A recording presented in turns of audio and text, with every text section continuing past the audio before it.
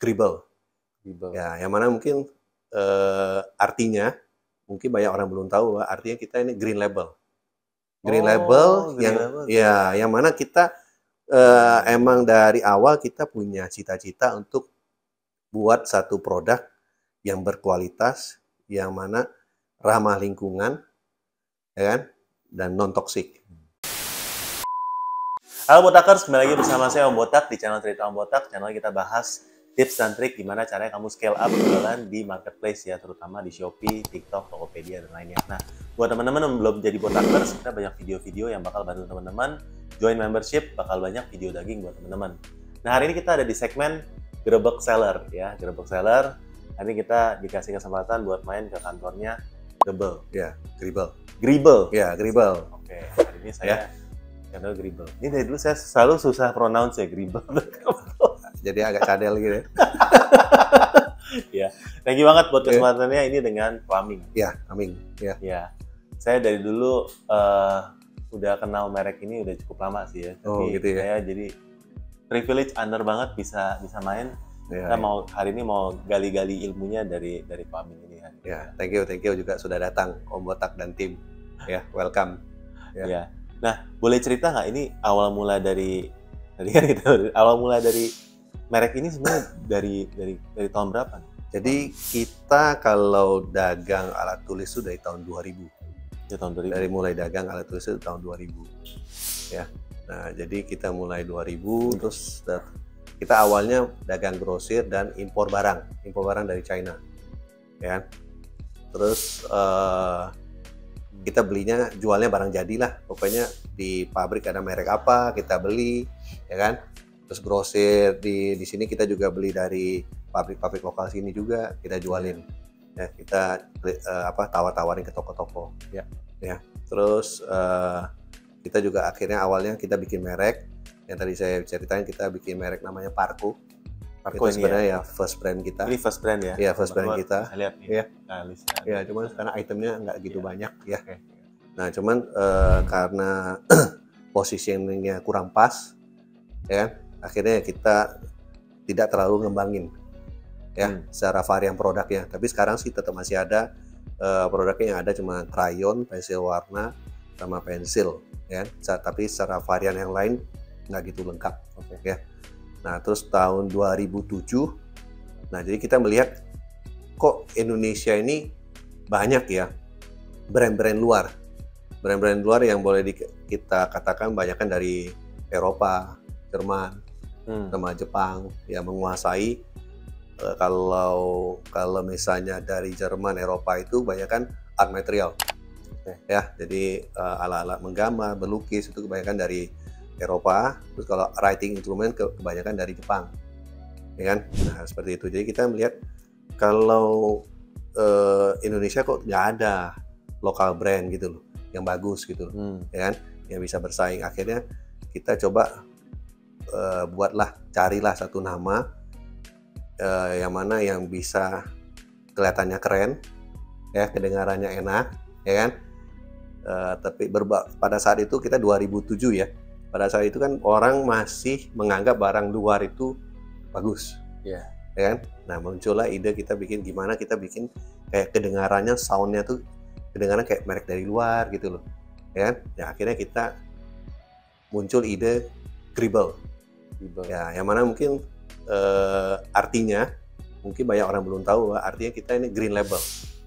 Green label yang mana kita emang dari awal kita punya cita-cita untuk buat satu produk yang berkualitas, yang mana ramah lingkungan, ya kan, dan non toksik. Ya, itu cita-cita kita. Nah, dari itu bermula kita bikin, ya kan. Awalnya kita impor dulunya, ya. Kita impor. Terus setelah itu kita coba tawarkan, dimulai di launching mereknya itu 2007. Ya kan? Nah, setelah itu tahun sekian lama kita lakukan promosi juga, promosi ke sekolah-sekolah, ya. Terus juga ngadain event-event, bazar-bazar, sama pameran-pameran pameran-pameran buku kita juga ikut, ya kan? Mengenalin. Ya, habis itu 2010, 2011 itu penjualan mulai meningkat. Penjualan mulai meningkat, yang mana akhirnya 2015 kita mulai bangun pabrik. 2015, jadi kurang lebih 2007 ke 2015, 8 tahunan lah ya. Ya, 8 tahunan kita baru mulai bangun pabrik. Nah, mulai produksi krayon, kita produksi sendiri ya. Nah, terus hari ini varian yang kita produksi, merek kita adalah salah satu merek lokal yang varian produksi item yang kita produksi sendiri yang paling banyak. Untuk kategori alat tulis. Wow. Jadi variannya ya, kita ada varian grouping produk, kita ada oil pastel, crayon. Kita ada di dalam grouping oil pastel kita ada wax crayon, oil pastel, sama twist crayon. Ya. Terus pensil warna, terus penghapus, ball pen, gel pen, ya. Terus ada serutan, correction tape, sama cat akrilik. Oke. Ya, jadi varian produk kita, grouping SKU kita boleh bilang kita varian yang terbanyak untuk merek lokal dan produksi lokal. Wow. Ya. Nah, dan hari ini kita juga, karena market Indonesia mayoritas kan banyak kan Muslim ya. Yeah. Jadi selain kalau kita bicara non toksik, banyak merek-merek luar juga ngeklaim non toksik, ya. Jadi kita mau beda dikit nih, ya. Kita ngeklaim lagi, kita sudah ada dapat sertifikat halal. Artinya bahwa kita menjamin konsumen Indonesia bahwa kalau anak pakai, tapi kita tidak menyarankan dimakan ya. Ya. Baru mau mukbang nih. Iya ya. Nah, jadi kalau anak-anak kan pakai tuh, menggambar tuh, pakai krayon masih warna tuh. Pas ada makanan datang, saya rasa langsung comot punya kebanyakan. Langsung comot. Jadi kita menjamin bahwa selain non toksik, ini kita sudah certified halal. Ini pertama kalinya sebuah merek stationery yang punya. Yang punya. Ya. Di dunia mungkin ya. Saya nggak tahu kalau di Indonesia ya. Iya. Ya. Jadi kita ATK yang pertama ya, dan yang sudah sertifikat halal. Ya, kalau nggak salah saya cari informasi bahwa tahun 2026 ya atau kapan itu ya, kalau nggak salah itu juga harus ada sertifikat halal juga untuk ATK. Jadi sebelum itu ya kita sudah certified. Halalnya ini untuk semua produk? Untuk ATK. Untuk ATK. Untuk ATK. Saya cek ya. Coba boleh dicek kalau nggak salah itu 2026. Wow. Nah, ya, tapi ya kita udah duluan lah. Gitu loh. Ya, intinya kita mau menjamin bahwa produk kita itu aman, bukan cuma non toksik tapi sudah sertifikat halal ya. Kapan masuk online? Nah, online. Ya. Online kita jujur masuknya baru tahun di 2020. Pas Covid karena kepepet, tim kita nganggur semua. Ya. Jadi kita semua masuk ke online, belajar sama-sama seperti tadi saya bilang, buta nuntun buta. Ya kan? Ya, tapi akhirnya kita juga belajar, ambil kelas, ya kan? Ada yang cocok, ada yang nggak cocok, gitu kan? Kita banyak coba-coba lah, ya. Dan akhirnya ya hari ini ya tiap tahun kita tumbuh, ya. Kita tumbuh secara online, kita tumbuh, ya. Berarti sekarang secara online jualannya di banyak marketplace? Iya, di marketplace. Berarti ada di Shopee, TikTok, Tokopedia, Lazada. Ini kesulitan nggak sih untuk jaga stoknya, apalagi juga jual online juga jual, offline di toko-toko juga jual? Nah, kalau awal kita nggak stok kita nggak jadi satu ya kalau di online ya. Jadi kan misalnya ibarat dulu kita cuma punya Topet, Shopee, Lazada gitu kan ya. Stoknya sendiri-sendiri tuh, ya. Sebenarnya kita mungkin ada stok di on hand, kita masih ada stok, tapi secara di Lazada atau di Topet sudah nggak ada tuh. Kadang kan bisa gitu kan. Wah itu kesulitan tuh buat kita tuh. Nah semenjak kita kerjasama dengan pakai Desti, nah itu semua stok udah jadi satu.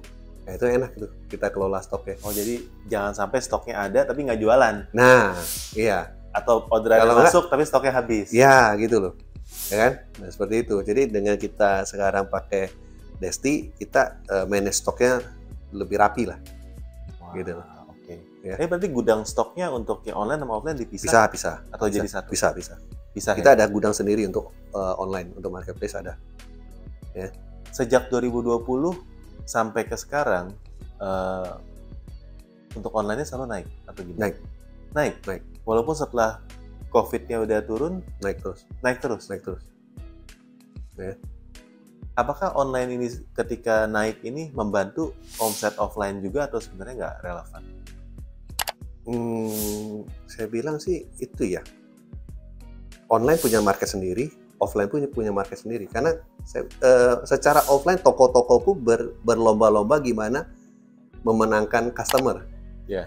Kayak gitu. Gimana dia orang dandanin tokonya lagi, bikin tokonya lebih cakep supaya orang bisa datang lagi gitu loh. Iya. Ya kan? Kalau misalnya dulu cuma buka di kota, sekarang dia buka cabang-cabang lagi di di pemukiman gitu loh. Ya kan? Nah, begitu sih yang kita ibarat dari yang kita lihat dari customer ya. Ya kan? Dia orang berusaha untuk memenangkan gimana offline-nya tetap bisa hidup, bisa sustain lah, bisa tumbuh juga lah. Ya. Ada perubahan nggak sih sebelum sama sesudah COVID offline-nya? Oh, sudah banyak perubahan. Kayak gimana tuh perubahannya yang membuat strategi bisnisnya juga berubah? Kalau yang kita rasakan, yang kita lihat ya. Iya. Kalau dulu misalnya kita contoh Jakarta ya, Iya. pasar pagi. Iya, pasar pagi. Ya, pasar pagi, pusat-pusat grosir kan kalau dulu tuh susah parkir, rame, sesek tuh. Iya. Ya kan, ibaratnya sebagai pusatnya dulu kalau ATK, mau cari ATK atau mau cari fancy semua ke situ ya. Semua ke sana. Semua ke situ ya. Tapi sekarang kayaknya sepi-sepi aja, agak lenggang lah ya. Ya. Iya. Dari parkir gampang ya, gitu kan. Iya. Nah, berarti kan market saya rasa tetap ada. Jadi mungkin terbagi, ada yang online, yang ada yang offline. Ya, nah offline itu berarti kan sekarang toko-toko juga banyak di pinggiran pemukiman-pemukiman sudah banyak buka toko-toko. Toko ATK, toko fancy juga banyak. Ya. Nah, jadi nggak cuma pusat di sana lagi. Pembeli juga sudah tidak harus ke Pasar Pagi, ke Mangga 2 karena sudah deket semua. Ibarat keluar rumah nggak jauh sudah bisa belanja. Iya. Ya, nah jadi dari beberapa langganan kita untuk dia orang misalnya bisa hidup, ya kan, untuk bisa tumbuh, akhirnya mau nggak mau dia orang buka cabang, bukan cuma hanya di pusat lagi gitu loh, bukan hanya di pusat grosir lagi gitu. Berarti mesti jemput bola lah ya. Nah, jemput bola. Gitu. Nggak bisa nunggu di pasar ya, pagi. Tapi kalau misalnya nggak berubah, ya seperti saya pernah cerita sama tim. Kondisi mungkin sering orang bilang, wah ini berubah, oh pasar pagi berubah, Mangga 2 berubah sekarang, Tanah Abang berubah, ya kan? Yang berubah mungkin Tanah Abang mah tetap, Mangga 2 mah tetap, pasar pagi juga tetap. Yang berubah tuh Pak, orang lain berubah. Kalau kita nggak berubah, keluar nggak bisa ikutin perahu perubahan ini, pasti terpental kita. Orang lain berubah, ya kan? Pesaing kita berubah, pasti dia tumbuh. Kalau kita nggak berubah, kita gitu-gitu aja, mana pelan-pelan turun. Kalau kita bicara soal perubahan, sebagai company atau mungkin dari strategi online-nya, atau kita mau bilang offline to online, online to offline itu ada perubahan apa sih yang memang secara signifikan kita rasakan kalau kita lihat ke belakang tuh 5 tahun lalu, nah sekarang konsep bisnisnya udah beda banget ya sama yang dulu. Ya. Jadi sekarang banyak langganan kita dulu yang dia punya toko jualan offline saja, ya kan? Dia orang berubah juga ke jadi jualan online, jadi reseller online lah ibaratnya. Reseller online. Yang mana sekarang kalau kita tanya gimana sih toko dia? Sekarang toko agak sepi. Yang ramai sekarang marketplace saya yang ramai kata dia. Iya. Nah, jadi kan balik customernya yang kita yang tetap omsetnya bagus, yang penjualan bagus, yang di orang bisa ikut perubahan ini. Ya gitu loh. Ya kan? Jadi bisa ada yang dia maju di online, ada yang dia jemput bola buka cabang-cabang, bikin toko-toko retail. Iya. Nah, seperti itu. Ya kan? Malah ada yang beberapa temen dari sudah buka online, sudah bagus, di orang misalnya jual tas tuh. Ya kan? Akhirnya dia orang buka toko tuh. Online-nya sudah ngetop, dia orang buka toko offline-nya tuh. Oh, jadi dari orang offline akhirnya buka orang online. Online ini sekarang buka offline juga. Mulai buka toko offline juga. Ya, supaya apa? Lebih gampang orang misalnya mau lihat modelnya atau apa dia gampang, tinggal kirim, bisa kirim secara online juga gitu, ya. Gitu.